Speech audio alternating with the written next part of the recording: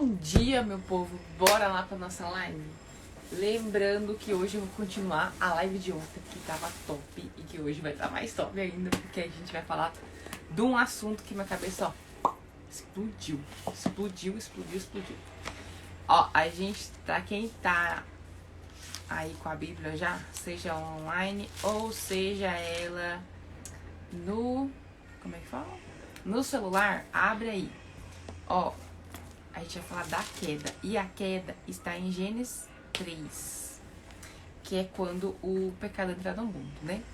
Então vamos ler aí Gênesis 3. Abre aí pra gente ler. Pega sua Bíblia aí pra gente ler. O relato da queda. Ora, a serpente era o mais astuto de todos os animais selvagens que o Senhor Deus tinha feito. Astuto. Quem que é astuto? Só anota essa palavrinha aí, astuto, beleza?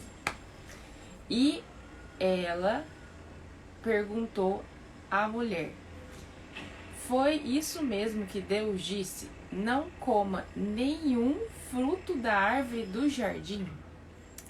A gente já debateu isso aqui, mas qual que é a tramóia sempre que o diabo usa? Ele sempre vai usar meias verdades. Nunca vai... ele não é alguém criativo. Então, você tem que prestar muita atenção. Porque ele falou assim, não coma de nenhum fruto das árvores do jardim. Isso não é verdade. Por quê? O que Deus falou mesmo tá aqui, ó. Em Gênesis 2:13. Na verdade, vou ler o anterior, 16. O 2:16. E o Senhor Deus ordenou ao homem: coma livremente de qualquer árvore do jardim, mas não coma da árvore do conhecimento do bem e do mal, porque no dia em que dela comer, certamente morrerá. Então ele não falou que o diabo falou aqui, ó, não coma de nenhum fruto da árvore. Não era para não comer de nenhum. Na verdade, poderia comer livremente de qual ele quisesse, menos da árvore do conhecimento do bem e do mal. E aí você pode estar aí matutando, igual eu já matutei, tipo, tá, se não era pra comer dessa árvore, não era mais fácil, Deus, você já não ter colocado essa árvore no meio do jardim? Você sabe responder? Por que Deus, mesmo avisando isso pra Adão, pra Eva, ele ainda colocou essa árvore no meio do jardim? Não era mais fácil ele ter tirado, porque aí não ia ter o risco deles comerem, certo? Você sabe me responder por que Deus, mesmo sabendo disso, ainda colocou essa árvore no meio do jardim? Comenta aqui pra mim. Deixa eu ver. Não sabe? Então bora lá que eu vou te explicar. Mesmo ele dando esse aviso pra Deus, pra Adão, ele ainda colocou essa árvore no meio ali do jardim. E por quê? Porque uma coisa que Deus faz, ele nos dá o livre-arbítrio. Ele nunca vai tomar a decisão pela gente. Na verdade, ele vai sempre nos deixar livre para escolher o que a gente quer. Então, na verdade, quando ele faz, se ele fizesse isso, não colocasse essa árvore no meio do jardim, por exemplo, ele já ia estar tirando o poder de decisão de Adão e Eva. E ele jamais faz isso. Ele jamais teria a capacidade de tirar isso da gente. Por exemplo, a gente tem a opção de escolha entre ser salvo e não ser salvo. Aceitar Jesus e não aceitar Jesus. Querer estar em relacionamento com ele e não querer estar em relacionamento com ele. E se ele tira a árvore do conhecimento do bem e do mal do jardim, acabou. A gente não tem mais a opção. Eles não teriam a opção de escolher ou não escolher. Era escolher continuar tendo relacionamento com Deus ou comer do fruto. Entendeu? É o livre-arbítrio. Se ele tirasse a árvore, acabou isso. Entendeu? Então isso é muito interessante quando a gente entende isso. Ele já pensou nessa questão justamente para não romper com essa questão de a gente ser livre para decidir, para tomar essa decisão, né? E lembrando que um relacionamento, por exemplo, se você que tá aí do outro lado é casada ou casado, por exemplo, você e a sua esposa, vocês estão num relacionamento, certo? Certo. E aí, por exemplo, tem que ser algo que os dois decidem juntos. Por exemplo, se um quer ter relacionamento com... Sua esposa quer ter relacionamento com você. Ela te escolheu e você escolheu ela, certo? E vocês estão no relacionamento justamente por isso. Porque vem de ambas as partes se escolherem, certo? Isso é um relacionamento. Agora, por exemplo, Deus se Deus está em relacionamento com o homem, sempre esteve, o que ele sempre buscou foi relacionamento, então tem que ser das duas partes se escolherem. Quando Deus escolhe a Adão, porque ele quer sim, nunca abriu, sempre quis ter relacionamento com a gente. Ele nunca abriu mão desse relacionamento. Mas a Adão, que representa todos nós, ele também tinha que escolher. Ele ia escolher manter o relacionamento ou ele ia escolher outra coisa. Então, tá vendo que o relacionamento sempre foi algo forte que Deus sempre quis ter com a gente? E que é algo que tem que surgir de ambas as partes. Entendeu? Fez sentido? Aí eu até coloquei aqui, ó, como um casal, os dois têm que se escolherem. Relacionamento de Deus com o homem não é diferente. Ambos precisam se escolher para que haja relacionamento. Olha que interessante. E uma coisa interessante que também surge nessa parte, a questão do diabo, né? Ele não tem poder para nos tocar. Na verdade, a gente já conversou isso lá do livro de Jó. Tem só duas formas do diabo poder nos tocar, vocês sabem? Na Bíblia fala que a gente é como ovelhas e a gente está nas mãos do Senhor. E nesse lugar, não tem lugar mais seguro do que esse lugar. Então, nesse lugar, nada pode nos tocar, nada pode nos prejudicar, vamos dizer assim. E nesse lugar, que é nas mãos de Deus, no colo de Deus, o diabo jamais vai poder nos tocar. Só que tem a questão do livre-arbítrio, não tem? Que a gente pode escolher a hora que a gente quiser sair desse lugar, que é o lugar mais seguro. Sair do colo de Deus. Às vezes por alguma intriga ou até coisas que venham dardos do diabo mesmo, tipo, de fazer a gente ficar meio... quebrar esse relacionamento, né? Que desde lá de Éden nada mudou. Quando ele quebra esse relacionamento, tipo, você fica meio revoltado com Deus. Você acha que Deus não tá te vendo. Ou você acha que Deus não te ama. Porque isso tá acontecendo. E aí ele rompe esse relacionamento, a gente faz o quê? A gente desce desse colo e vai pra longe de Deus. E quando a gente afasta de Deus, a gente dá a brecha pro diabo nos tragar. Porque na Bíblia fala que ele está ao nosso derredor, esperando o momento pra como é que fala? Fugiu o versículo exato. Se alguém souber, me ajuda aí. Ele está ao nosso derredor, procurando tragar, alguma coisa assim. Mas enfim. Por que eu tô falando isso? Porque nada mudou lá do Éden até hoje. Porque o diabo continua sendo astuto. Por que a serpente? Você fala que a serpente é astuta? Porque o diabo tomou forma da serpente. A serpente representa o diabo. É o mesmo que tá lá em Apocalipse, que é o dragão. Mas enfim, não vou falar disso. Mas nada mudou. E ele não é criativo. Ele não é imagem e semelhança do Senhor. E outra, ele usa as mesmas armas para continuar nos atacando. E a segunda forma, né, que eu não falei. A segunda forma do diabo nos tocar é quando a gente afasta de Deus e fica suscetível a ele. E a segunda é quando Deus permite. Você pode ficar bugado com isso. Eu também fiquei. Eu falei, como assim Deus permite? Desde lá de Gênesis mostra que Deus sempre permitiu que a gente passasse por provações. Então tem a provação lá de Gênesis até Apocalipse. E quando a gente lê o Jó, a gente entende que tipo, ele era íntegro, ele era irrepreensível, e mesmo assim Deus permitiu que o diabo tocasse nele, mesmo menos tirasse a vida dele. E ele perde tudo, ele fica...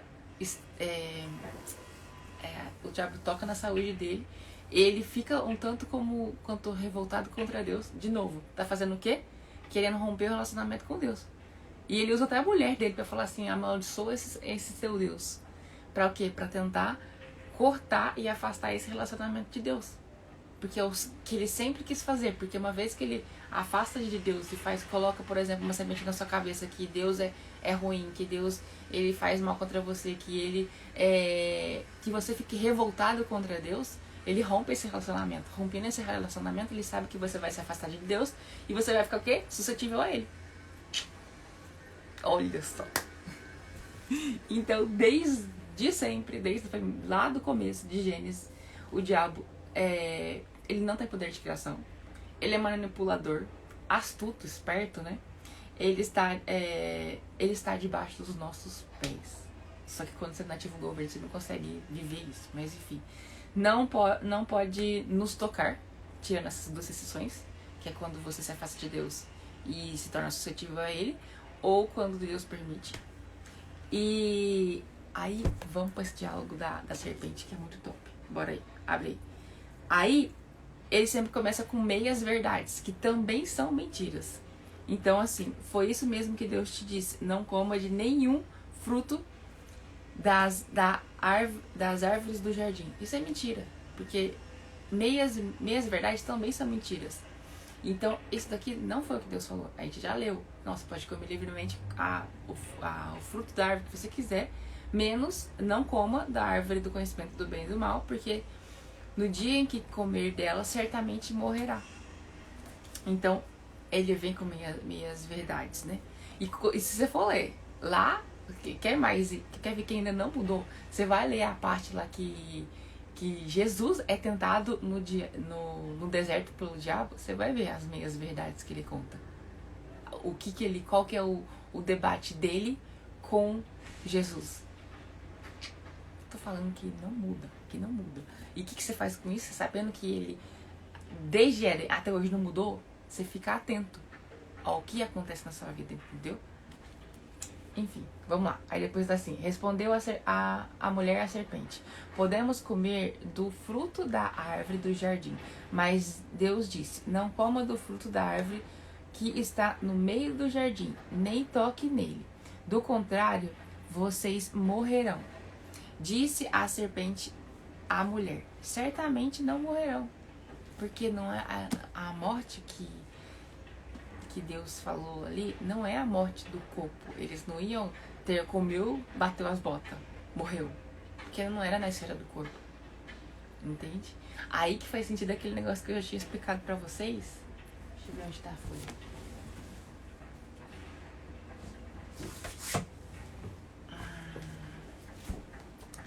Eu adorei o dia que eu fiz esse desenho aqui, ó. Pra quem não tava aqui na live, essa morte, ela acontece na esfera do espírito. Porque lembra que Deus é espírito e ele nos fez imagem e semelhança. E imagem e semelhança em qual esfera? Não é no corpo. A gente não é imagem e semelhança no corpo. Não é na esfera da alma, mas sim do espírito. Então a gente é imagem e semelhança de Deus no espírito. E aí, qual que é a parte que morre depois que eles comem o fruto? O espírito. Por isso que eu fiz esse desenho aqui, ó. Quem tá aí que lembra?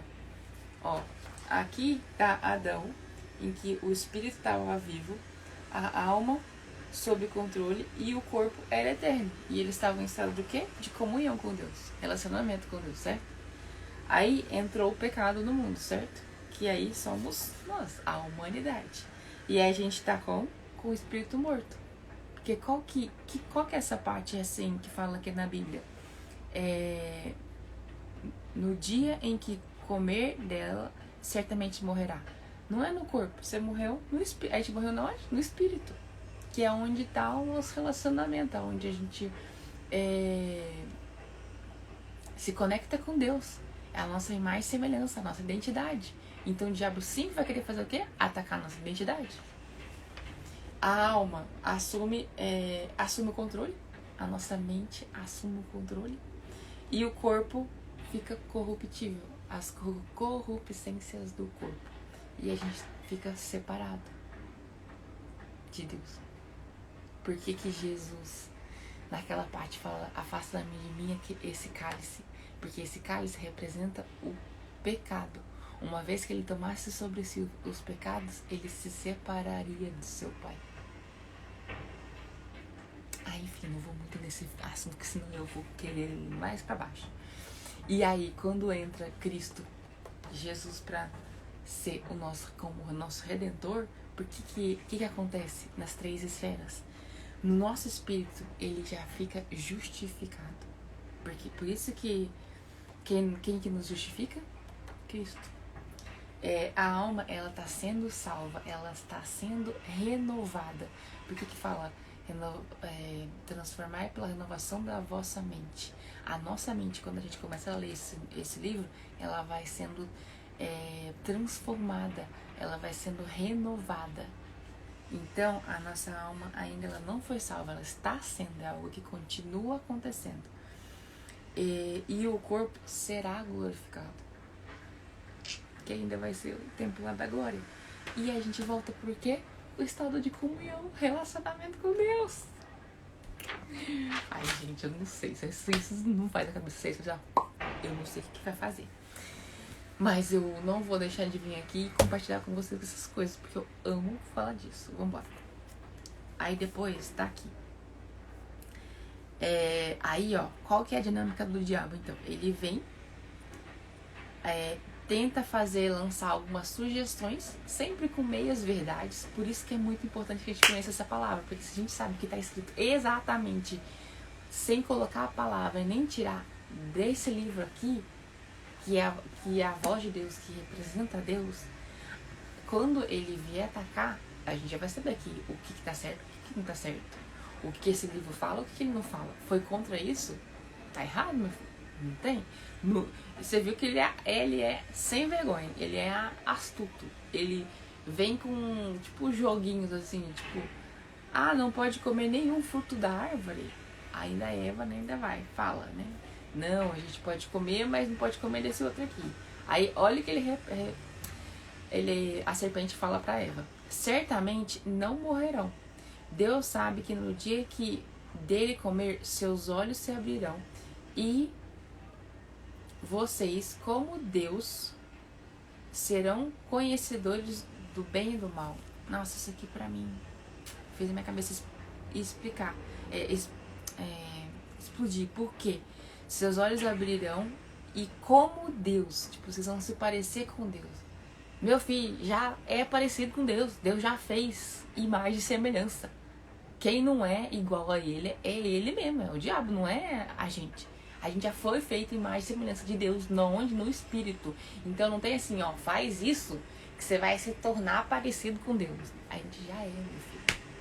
A gente já é. Uma vez que, então, aonde que ele ataca? Identidade. Se você não sabe a sua identidade, você está suscetível ao ataque do maligno por conta disso. Agora, uma vez que você entende isso, a sua identidade, quem é você? Informamos que seus seguidores que você iniciou um vídeo ao vivo. Tá, tudo bem. É porque apareceu um negócio aqui do nada. Então, se você não sabe quem é você, você sempre vai ser atacado nisso. Aonde que ele ataca? Principalmente identidade. E aonde que ele atacou a Eva? Na identidade dela. Tipo, se você fizer isso, os olhos vão se abrir, você vai ser como Deus. Meu filho, eu já sou. Se eu sou Eva, eu já falo: sai daqui, ô enviado do capeta. Sai daí. E saía, largava esse fruto e tacava na cabeça da serpente, sem vergonha. Por conta disso. Quando a mulher viu que a árvore parecia agradável ao paladar, ou seja, ela sabia e ainda ficou de olho no fruto, olha só. Agradável ao paladar. Tipo, então parecia que era gostoso comer, né? Era atraente aos olhos. Então tinha uma aparência chamativa, né? Além disso, desejável para dela se obter discernimento, tomou do seu fruto, comeu e deu ao seu marido e comeu também. E ele também comeu. Os olhos dos dois se abriram e perceberam que estavam nus. Porque aqui fala antes, né, que eles não tinham esse entendimento, né? Então, juntaram folhas de figueira para cobrir-se. Ouvindo o homem a sua mulher os passos do Senhor. Tô falando que você viu a parte que eu falei da fórmula que dá características humanas para Deus, né? Tipo, os passos de Deus, a face de Deus. Isso tem um nome específico, mas eu não tô lembrando agora. Mas enfim, vou continuar. Os passos de Deus que andavam pelo jardim quando soprava a brisa do dia, esconderam-se da presença do Senhor entre as árvores do jardim. Mas o Senhor chamou o homem e perguntou: onde está você? E até aqui, Deus não perguntou o que você fez. Pode ver que Deus, ele é tão misericordioso, gente, que ele não olha pro seu pecado. Ele não falou assim: meu filho, o que você fez? Você fez cagada, não fez? Ele não falou assim, ele falou: aonde está você? Porque desde o princípio que Deus sempre quis e não negociou, e sempre, isso é a coisa mais importante. Quando você entender isso, você vai entender outras partes da Bíblia, que é essa questão do relacionamento sempre foi algo tão importante para Deus, que se tira isso, tipo, é como se tirasse tudo, porque é o que ele sempre quis com a gente, que é relacionamento. Por exemplo, se você entende isso, você vai ver e vai entender a fala de Jesus que fala lá, curarão no meu nome, nananã, mas quando aparecerem diante dele, ele vai falar: afasta de mim que eu não te conheço. O que eu conheci? O relacionamento. Você expulsou o demônio, você fez um monte de coisa, mas a gente não tem relacionamento? A gente não se conhece? Como assim? Não faz sentido, né? Entendeu? Aí você vai entender essa questão. Porque o que Deus, desde a primeira página, sempre quis é ter relacionamento com a gente. E ele não negocia isso. Por isso que teve até Jesus na história. Seu único filho, ele deu pra quê? Pra que a gente tivesse a redenção e pudesse voltar a ter comunhão com ele. Ai, gente, eu acho isso tão bom. E que quando você tem entendimento disso, você não vai querer outra coisa do que não ter relacionamento com Deus. Do que ter relacionamento com Deus, na verdade, né? Falei errado. Mas enfim. Aí depois no 10 tá assim: e ele respondeu: ouvi teus passos no jardim. Então ele sabia que Deus estava ali, né? A presença de Deus.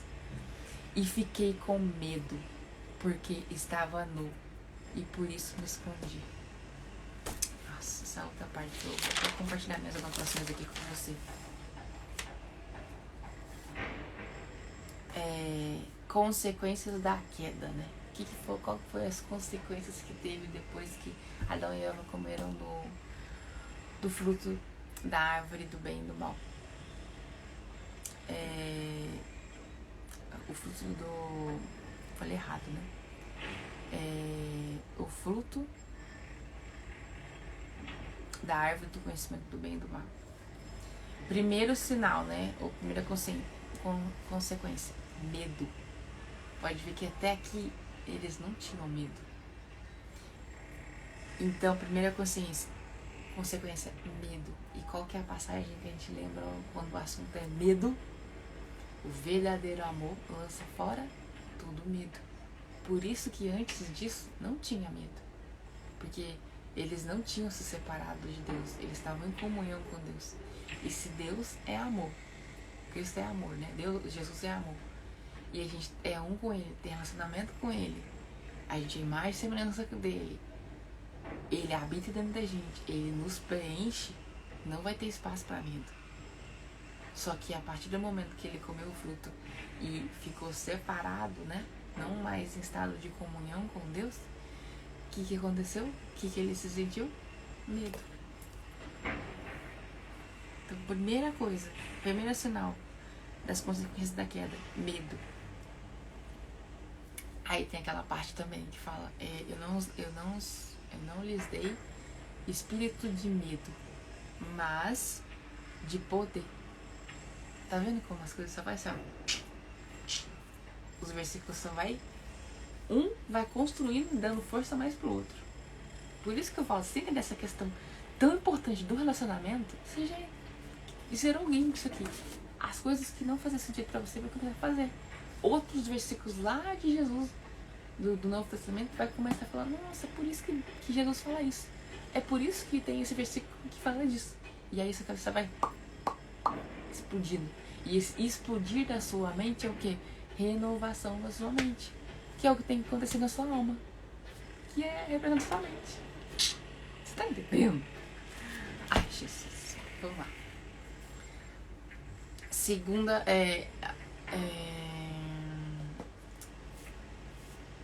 Aí eu até anotei assim: Deus, não existe nada em mim que gere medo. Relacionamento diário com alguém. Há a diferença de temor e ter medo. São coisas totalmente diferentes. Temor é assim, extremo respeito, honrar a Deus, reconhecer que Ele é soberano. Isso aqui é temor. O que é diferente de ter medo. Entendeu? São coisas totalmente diferentes. Tem gente que confunde temor com ter medo. É coisas totalmente diferentes. Medo, tipo, você vê como alguém tipo, te oprime, te põe, te persegue, é uma coisa ruim, né? Agora, temor a Deus é uma coisa muito boa.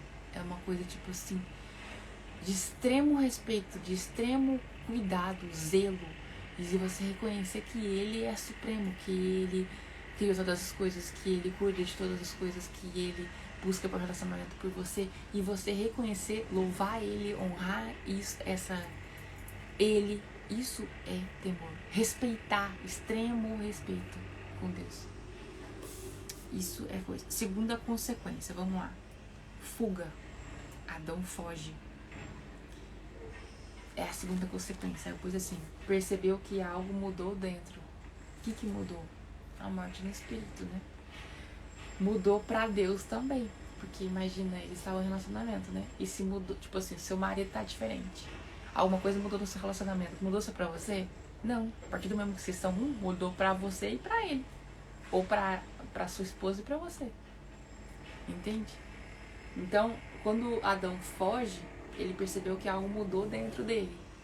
E também, como ele estava em relacionamento com Deus, lógico que mudou com Deus também. Você acha que Deus não sabia o que ele tinha feito? Enfim.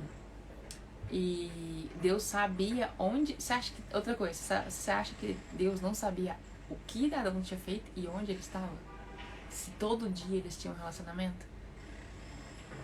Se todo dia eles conversavam? Lógico que sabia. E Ele é Deus, Ele é supremo, Ele é soberano.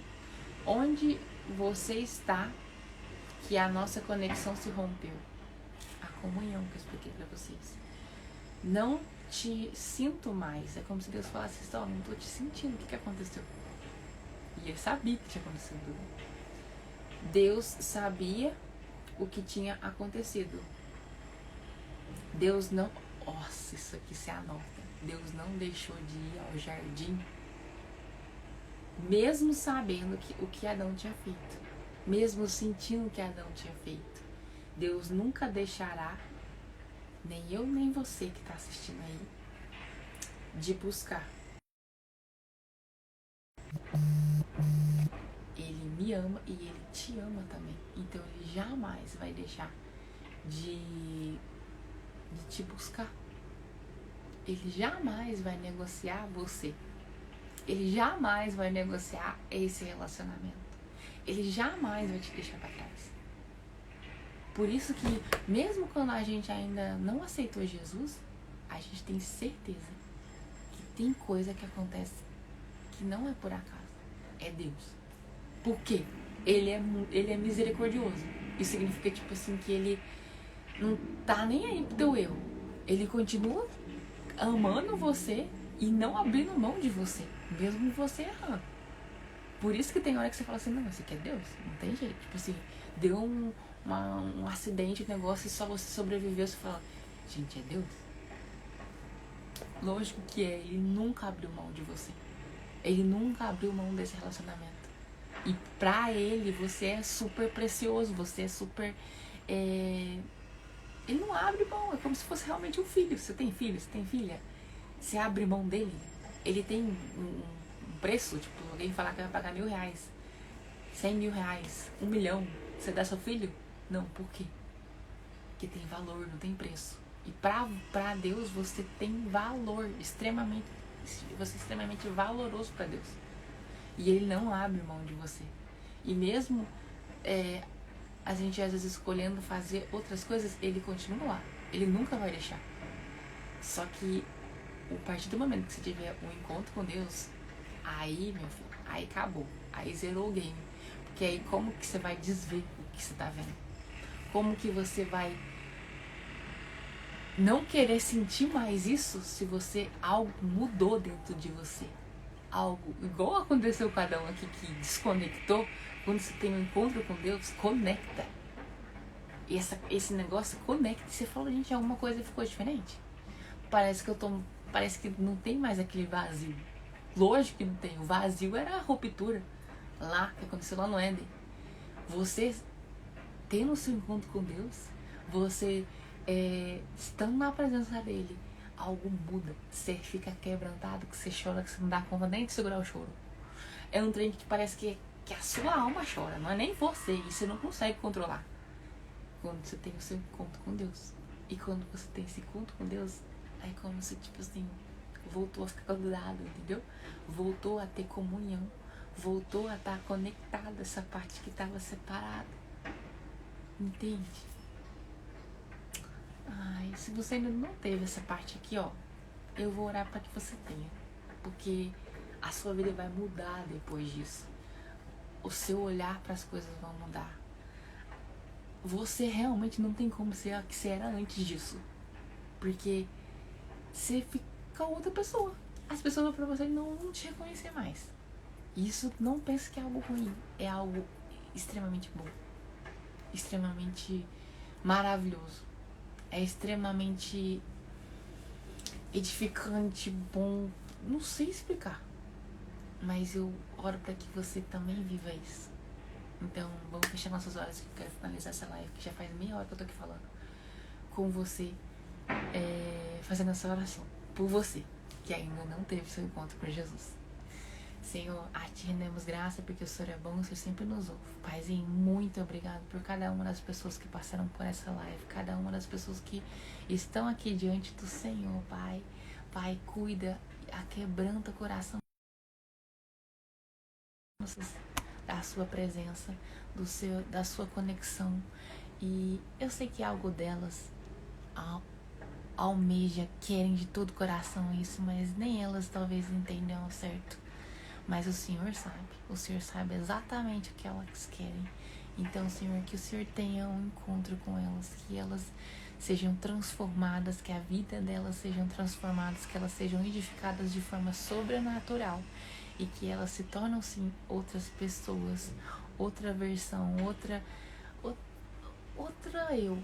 E se um dia ela teve dúvida que você não a ama, que você não deixe dúvida, que elas são extremamente amadas, que elas são extremamente cuidadas e protegidas do Senhor, e que o Senhor não abre mão de nenhuma delas. Para a glória e honra do nome do Senhor, Pai. Que todas essas pessoas nessa live que ouvi ou participar dessa live, mesmo que depois tenham um encontro genuíno com o Senhor, para a glória e honra do nome do Senhor Jesus. Amém. Bora lá.